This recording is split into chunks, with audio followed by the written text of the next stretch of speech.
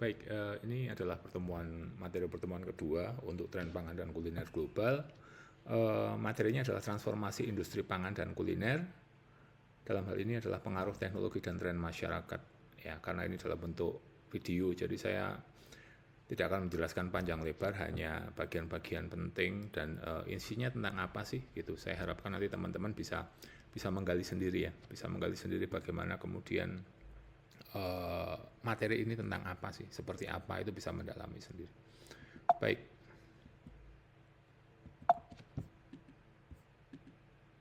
Nah, faktor apa saja yang kemudian mempengaruhi ya? Faktor apa saja yang kemudian mempengaruhi perubahan di dalam perkembangan pangan ataupun minuman itu ya? Ya banyak hal. Yang pertama kesehatan. Ya, akhir-akhir ini juga banyak kemudian bagaimana kesehatan itu menjadi hal yang kembali penting, dilirik kembali penting ketika ada opsi, ketika ada duit ya, ketika ada uang, itu ya kesehatan menjadi suatu hal yang kemudian masyarakat mampu spend a lot of money gitu kalau itu terkait dengan kesehatan, terutama dalam hal pangan. Kemudian perubahan iklim ya, perubahan iklim. Kita tahu sendiri sekarang musim hujan aja sekarang udah beda-beda ya. Di Surabaya ini hujan sudah nggak kayak dulu lagi. Oh, bulan ini sampai bulan ini, sekarang nggak. Perubahan iklim itu nyata, kekeringan di mana-mana, banjir di mana-mana. Nah, itu yang kemudian juga pangan itu kemudian juga mulai berubah. Pangan yang disimpan, pangan yang ready setiap waktu itu mulai mendapatkan perhatian. Kemudian pemberdayaan lingkungan ya, pengurangan sampah plastik begitu ya, ini juga mulai mendapatkan perhatian. Kemudian yang keempat adalah bagaimana pengaruh persaingan yang sangat-sangat luar biasa, pengaruh persaingan yang sangat-sangat ketat gitu ya, itu yang mempengaruhi perubahan ini ya, perubahan bagaimana kemudian pangan dan makanan dan minuman itu kemudian berubah, berinovasi begitu.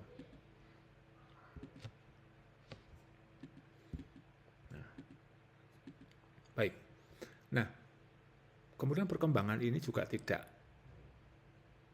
dipungkiri, dipengaruhi oleh teknologi ya, teknologi yang sangat-sangat luar biasa di teknologi pangan itu. Di industri pangan itu penggunaan teknologinya benar-benar saat ini luar biasa. Contoh robotik ya, drone, robotik, terutama robotik sih kalau industri pangan. Kalau drone lebih kepada sektor yang pertanian ya. Kemudian eco-friendly waste and packaging, kemudian sensor ya, sensor. Kemarin ketika pendahuluan kita singgung juga bagaimana kemudian sensor ini bisa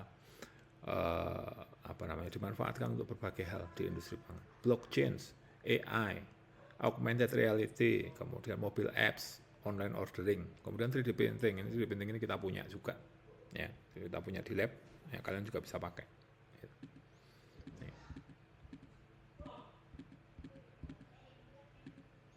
Nah, teman-teman, ini adalah bagaimana secara nyata bahwa tren itu berubah gitu ya, bahwa makanan dan minuman yang ada itu berubah seiring dengan waktu ya. Di peradaban kuno misalnya ada roti, anggur, olive ya, pengolahan itu lebih kepada penggaraman dan fermentasi misalnya. Kemudian di abad pertengahan dan Renaissance itu mulai susu ya, daging, biji-bijian itu mulai banyak. Dikenal juga Silk Road ya, jalan sutra ya, jalan perdagangan ya, jalan perdagangan yang sangat-sangat luar biasa. Itu juga mempengaruhi perkembangan tren pangan dan minuman. Kemudian, nah ini adalah yang paling mempengaruhi tren pangan dan minuman, industri pangan ya terutama ya. Jadi penggunaan mesin berubah dengan sangat pesat di revolusi industri. Jalur kereta yang terbentuk sehingga memudahkan distribusi. Proses pengalengan ya, bagaimana proses pengalengan itu kemudian maju dengan pesat di sini karena untuk pada zaman itu ada perang dan lain sebagainya, yang membutuhkan makanan yang bisa tahan tahunan ya.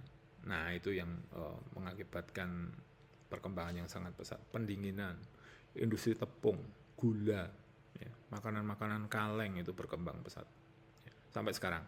Ya mungkin kalau di Indonesia tidak terlalu in ya, karena ya kita bisa dapatkan makanan fresh, tapi ketika itu kita di luar, ya ketika kita di Eropa, di Amerika gitu, yang notabene ada sih fresh tapi terbatas dan juga harganya mahal. Nah itu makanan kaleng itu menjadi salah satu alternatif yang sangat oke gitu. Ini nanti juga tugas kalian advokasi bahwa makanan kaleng itu oke kok, ya makanan kaleng itu sangat oke, ya tidak masalah. Kemudian abad ke-20 itu ada pasteurisasi, ya ditemukan pasteurisasi, refrigerasi, pembekuan, produk-produk instan, fast food gitu ya. Kemudian abad 21 ya, itu ada perusahaan-perusahaan multinasional besar yang sangat-sangat luar biasa yang ini ya, yang kemudian menguasai pasar ya. Coca-Cola, Frito-Lay ya, dan berbagai macam perusahaan-perusahaan multinasional yang lain, Nestle gitu ya. Kemudian GMO juga mulai berkembang dengan pesat. Kemudian ada mulai faktor-faktor kesehatan, sustainability, ethics gitu ya. Kemudian kalau yang sekarang itu adalah kesehatan, ya. Current trend itu adalah kesehatan, sustainability. Ya. Apakah benar-benar sekarang ini sustainability itu benar-benar penting atau memang hanya dimanfaatkan untuk tren? Nah ini silahkan kalian yang ini ya. AI, IoT, Internet of Things, ya, food delivery salah satunya. Ya. Nah, demikian juga dengan kuliner ya. Kuliner juga berkembang dengan kita bisa melihat ya perkembangannya ya.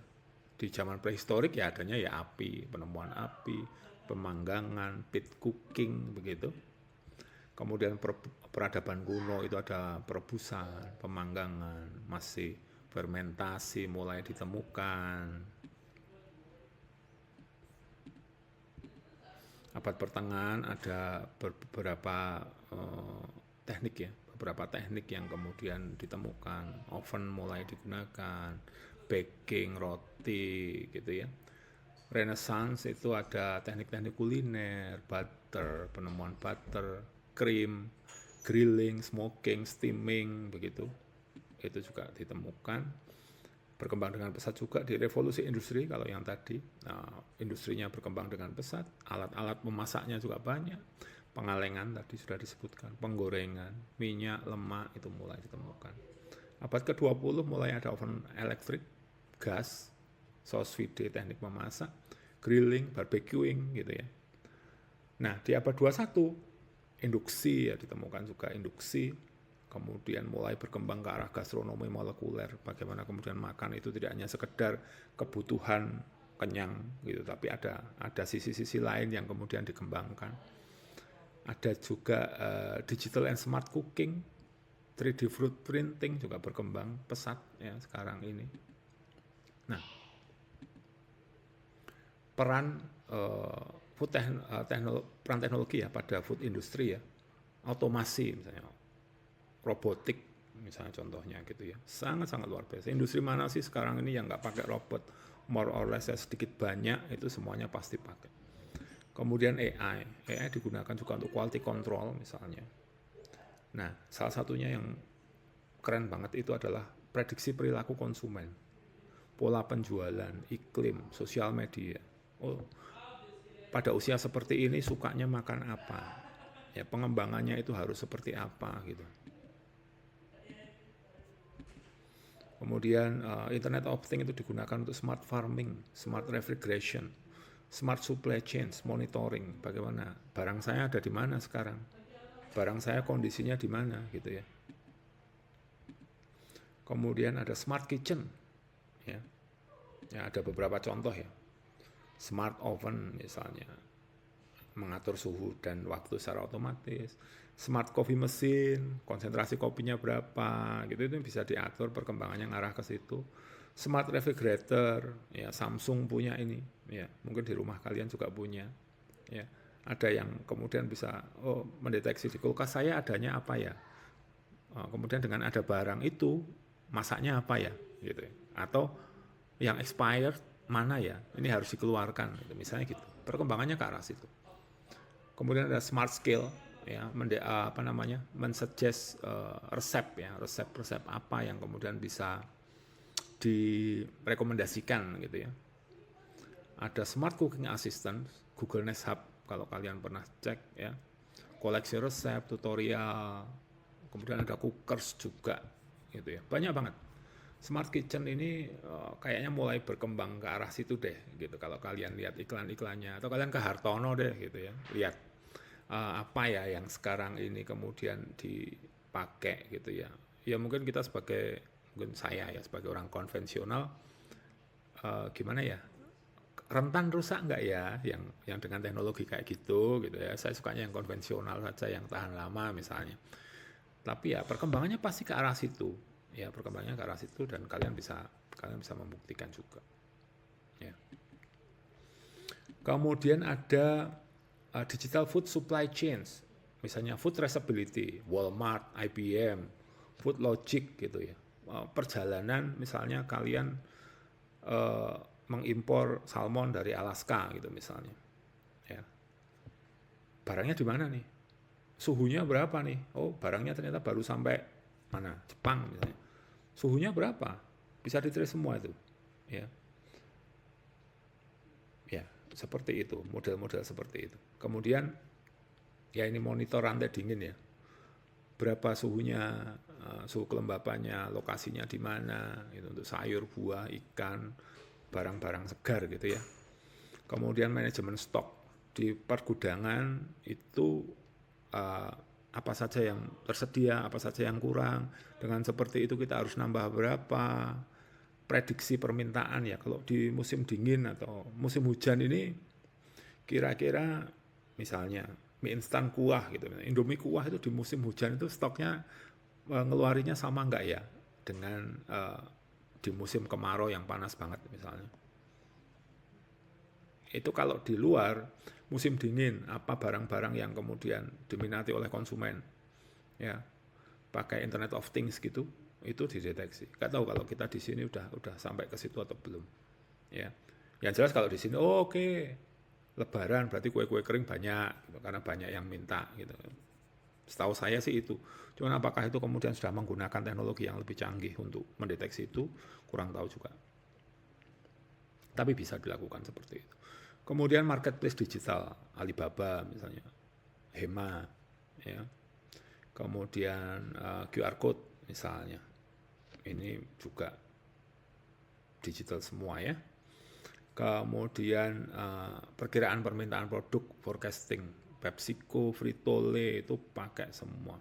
Snack ini diprediksi loh ini benar-benar. Jadi bukan atas permintaan kemudian kita ini, tapi juga dia pakai prediction gitu. Histori penjualan, oh sekian tahun belakangan pada musim-musim begini permintaan naik gitu misalnya. Ini sudah dipakai untuk analisisnya. Ya, untuk analisisnya ya, kalau kayak kita oke, anak saya masih SD ya, back to school gitu ya. Itu pasti Sport Station diskon sepatu. Nah, model-model kayak gitu ya. Sepatu, tas gitu. Kemarin Eiger aja diskon ya, misalnya. Nah, model-model gitu dipakai. Sebenarnya juga pakai, cuman apakah kemudian itu se-ekstensif apa pemakaiannya, kita nggak tahu. Ya, tapi ini bisa loh ternyata. Ya, nanti kedepannya kalian bisa memanfaatkan ini. Ini keunggulan kalian dibandingkan dengan saya, ya, generasi saya gitu. Kalian lebih unggul terhadap yang kayak gini. Saya mah ketinggalan, ya. Ini adalah yang sangat luar biasa, food delivery revolution. Gimana sekarang ini kita nggak usah kemana-mana, makanan itu tinggal datang ke rumah kita. Sudah langsung datang. Ini sangat-sangat luar biasa. Revolusi. Dulu adanya cuma di Amerika, pizza delivery pakai mobil gitu. Ya, sekarang apapun ya, masalah ada di GoFood, Shopee Food, GrabFood itu semuanya bisa. Oh saya mau mendatangkan dalam kondisi dingin bisa nggak? Paksel bisa, apalagi ya, semuanya ada dan akan semakin komplit, akan semakin lengkap ya sesuai dengan permintaan. Ya meskipun akhir-akhir ini saya jarang GoFood ya karena mahal. Ya, karena mahal ya. Mending udahlah keluar sendiri aja. Nggak rela ketika satu makanan selisihnya 5.000 10.000 dari harga aslinya. Tapi ya nggak apa-apa juga sih. Gitu. Tergantung pilihan kita yang mana. Oke. Nah sekarang juga ada cloud kitchen teman-teman ya. Ini juga lagi banyak ya. Jadi nggak punya restoran ya, nggak punya restoran secara fisik gitu ya, yang menyajikan ini nggak ada. Hanya khusus kemudian untuk delivery saja. Nah, kitchen ini kelebihannya adalah nggak cuman miliknya brand A. Ya, misalnya ada brand A, B, C, D gitu bisa aja pakai yang cloud kitchennya ini. Jadi dia nggak single gitu ya. Bisa macam-macam. Dan diutamakan untuk delivery karena dia tidak butuh space yang lebar, space yang gede untuk pelayanan konsumen. Dia bisa menyewa tempat di tempat-tempat yang strategis. Ya, gitu. Rebel Foods misalnya, Kitchen United misalnya. Ada beberapa contoh. Cloud Kitchen Global. Kalau kalian nemu, oh Pak, di Indonesia ada Pak. Di Surabaya ada loh Pak, gitu. Misalnya gitu, nemu, oke, bisa diceritakan di kelas. Ya. Nah, AI itu juga bisa digunakan untuk memprediksi tren pangan. Dan ini mahal loh. Apa namanya? Ilmu yang mahal ini. Jadi kalian nanti bisa sebagai pekerja di perusahaan yang memang berperan untuk mendeteksi tren pangan ke depan itu apa. Ya. Metodenya bisa macam-macam ya. Prediksi tren itu metodenya bisa macam-macam. Berdasarkan pengalaman konsumen misalnya, pengembangan menu itu bisa dipakai juga gitu ya, macam-macam. It's your world, ini dunia kalian harusnya ya, manfaatkan itu, eksploitasi aja ya kemampuan kalian terhadap ini ya. Kalau memang dunia kalian sudah ini ya, saya juga nggak akan maksa kalian untuk ke yang konvensional ya apa gitu ya. Ya kalau memang kedepannya ini ya go for it. Apalagi misalnya kalian, oh saya enjoy Pak dengan ilmu-ilmu seperti itu, and then go for it ya. Tes West misalnya, sosmed, menu, resto, dan lain sebagainya. Domino misalnya, saya nggak tahu kalau di sini ada nggak. Starbucks, maksudnya merekomendasikan apa gitu. Menu development gitu misalnya. Kemudian community driven food trend. Nah, ini juga lagi ngetrend juga. Bagaimana komunitas tertentu itu mengarahkan tren itu ke arah organik misalnya, ke arah farm to table, ke arah vegetarian, ke arah yang bagus-bagus, lingkungan hidup dan lain sebagainya. Saya nggak tahu ini akan kemana. Apakah ini tren sesaat? Bagus ini trennya, tapi apakah dia akan sustain? Sustain kemudian menjadi komersial itu nggak tahu, masih nggak tahu karena gerakannya juga masif tapi terbatas di kalangan tertentu saja ya. Kalau untuk yang vegetarian itu malah kadang-kadang sangat-sangat garis keras gitu ya, garis keras banget gitu, mengkritik orang-orang yang konvensional ya. Kasihan sapinya kalau dimakan nangis-nangis dan lain sebagainya. Di media sosial banyak perdebatan tentang itu yang kalian bisa nggak ngikuti sih, simak aja sebentar untuk refreshing gitu ya.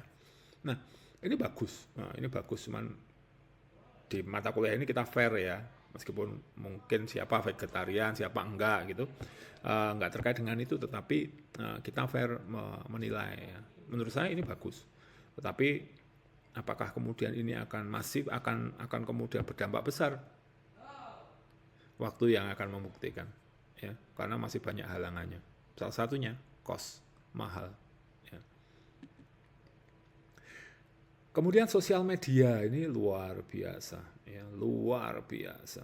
Bahkan restoran-restoran atau produk-produk yang nggak enak pun kemudian jadi rame. Tapi setelah saya amati ya, setelah saya ceritakan saya tertipu berkali-kali itu, setelah saya amati kemudian tetap akan kembali ke satu hal, yaitu enak. Mau sepopuler apapun kalau nggak enak ya dia hanya FOMO aja pengen nyoba. Setelah tahu nggak enak ya dia nggak akan kembali. Ya, long lasting itu tidak cukup dengan sosial media. Sosial media membantu, yes. Oh, bagaimana itu dengan produk-produk yang kemudian viral sampai lama banget dan akhirnya tetap viral, Pak? Ya karena dia dasarnya enak duluan. Gitu. Dia dasarnya enak duluan. Dia nggak perlu viral pun dia sustain kok. Apalagi ketika ternyata dia enak. Dengan sosial media, dengan influencer kemudian boosting dia, lah tambah keren, tambah oke. Tapi dari pengamatan saya kembali ke dasar bahwa ketika kita ada produk tertentu, ya harus enak dulu, gitu. Untuk kembali. Kalian lihat contoh apa itu kompleks DPR di Sidoarjo bagi yang rumahnya Sidoarjo atau yang pernah ke sana. Keren-keren banget kan itu dulu beberapa tahun yang lalu keren banget itu. Kompleks DPR itu, Instagramable lah, apalah, keren banget lah pokoknya. Tapi akhirnya nggak tahan lama. Sekarang tutup, mangkrak semua itu, hampir semua ya mangkrak. Ya kenapa? Karena Instagramable nggak cukup, karena sosial media nggak cukup. Harus kembali ke yang hakiki, ya hakikat daripada kuliner ataupun produk pangan adalah rasa. Ya, dia akan kembali. Asal rasanya oke. Harga nomor 2. Kalau rasanya oke, kembali. Kemudian harga. Ya, itu menurut saya. Kalian boleh punya pendapat yang lain juga. Nah, ini contoh-contoh teknologi startup ya, teman-teman. Dan harapan saya kalian juga bisa melakukan hal ini ya. Yang kemudian bisa mentransformasikan teknologi pangan ya. Impossible Food misalnya, plant-based meat. Produknya Impossible Burger. Ya.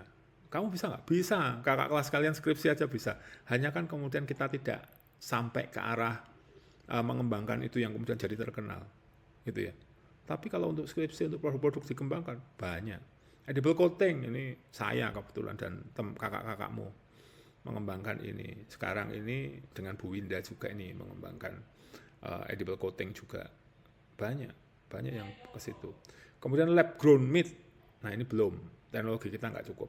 Ya ada di Singapura, plant based egg, ya bagaimana kemudian kita menciptakan produk-produk yang berbasis tumbuhan nabati untuk kemudian mimicking the animal based food gitu. Ya model-model yang seperti itu, kedepannya trennya diprediksi seperti itu. Kemudian ada Notco, itu plant-based food juga, plant-based dairy, susu nabati, ya, susu nabati ada banyak sih. Ya. Produk-produk ya, not mayo, not burger, dan lain sebagainya. Ya, saya tantang kalian. Bisa nggak kalian? Ini idenya dulu lah. Ya, paling nggak. Ya, untuk nanti ditransformasikan. Menarik kan? Ya. Ya. Kemudian augmented reality, virtual reality, itu bagaimana kemudian misalnya contohnya apa ya, restoran yang mengkombinasikan suara, cahaya, dan aroma, misalnya konsumsi seafood, suaranya pantai, gitu-gitu, model-model kayak gitu. Mosok sih Pak, iya kalau orangnya memang menghendaki seperti itu dengan punya duit misalnya, ya punya uang, kalau kita, saya, mungkin kalian juga sama. Yuk yang penting kenyang Pak di kantin situ Pak, nggak perlu yang kayak gituan. Ya itu kan kita. Ada orang lain yang memang menginginkan seperti itu gitu ya enggak apa-apa juga. Makan di tengah hutan misalnya Afrika gitu, misalnya kayak gitu. Ya enggak apa-apa. Ini contoh-contoh beberapa. Nanti kalian bisa cek sendiri ya. Nah, itu contoh-contohnya teman-teman ya. Itu contoh-contoh bahwa transformasi teknologi pangan itu bertransformasi, teknologi kuliner itu bertransformasi, selalu berubah, selalu berinovasi gitu ya. Dan harapannya kalian nanti yang menjadi salah satu aktor-aktor utama di balik transformasi industri pangan, industri kuliner, ini menjadi hal ya, menjadi kuliner, menjadi pangan yang lebih baik, menciptakan kondisi yang lebih baik untuk kita semua.